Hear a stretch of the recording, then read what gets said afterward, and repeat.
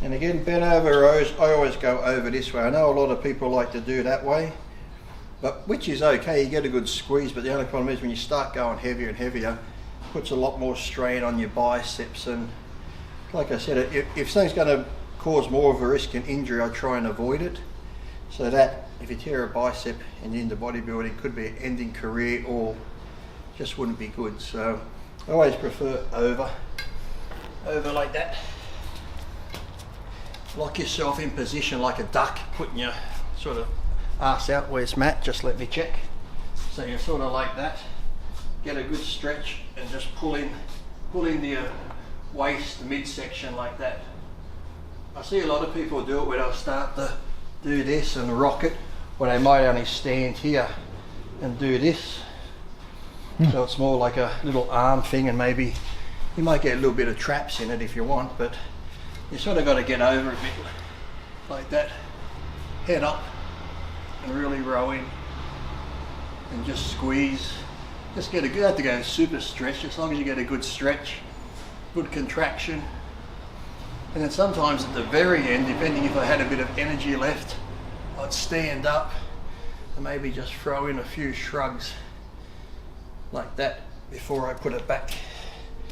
Because you know, your traps are all tied into your back as well, so you may as well throw them in there. Now, the main thing is I just see too many people going too heavy and throwing it, or they're pretty much standing up rather than, it's called bent over row. So you've got to try, not like completely, but as long as you're about here and getting that good. And I said, don't sort of hunk it down like that. You want to keep it so you like that. Don't sort of, yeah. And what is the difference between a bent over row, barbell row? Would you, or you're saying the same exercise?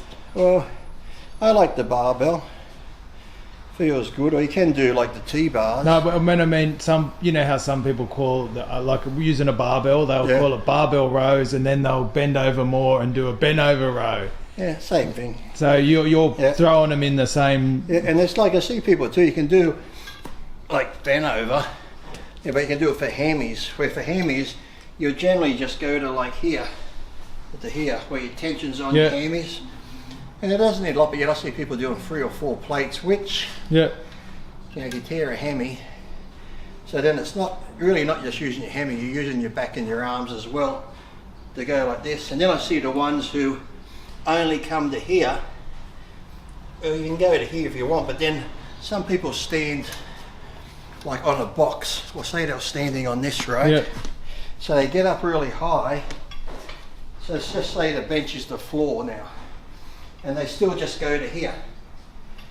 It's like there's no use standing on a bench if you're still just going to there. If you're going to stand on a bench, well, you might as well stretch as far as you can past the bench. Yeah. But for some reason, people stand on a box, stand on a bench, and they're still only going to here.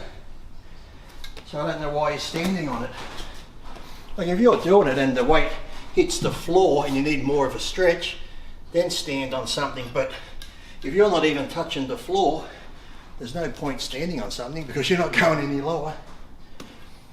But just be careful with that one, because I do see a lot of people going too heavy and then they start using more of their back. I always just found that a good decent weight, you can use dumbbells too. If I just stayed in that range there to like there and just tense the hammies. Don't like come all the way up, but just like here to here. That's really a good one, really, if you superset it with leg curl. I sometimes prefer dumbbells because it just feels easier to hold the dumbbells and go like that. And is this an exercise that you'd get a spot on? Well, if you know Matt's around and you want to keep the back straight, you can always insert that rod. Then it becomes a glute exercise, because as you're doing the hammies, you can squeeze your glutes. And say, Matt, try and get out, and you hold him in there. And what's the heaviest you've bent over road? Or you? I think 3 or 4. As I said, I could probably go on heavy, but then if you go heavier, you lose form. So I'd rather keep the form. But generally, when I did it, it would have been like my third or fourth. Normally 3 plates, I just stick around 3.5. Yeah. On the good days, you could throw 4 on, but 3.5 at the max, and 3 plates just for a nice good. Yeah, yeah. good squeeze. Like I said, you can go heavier. Like I said, then it becomes more arms, and you're just doing that. So.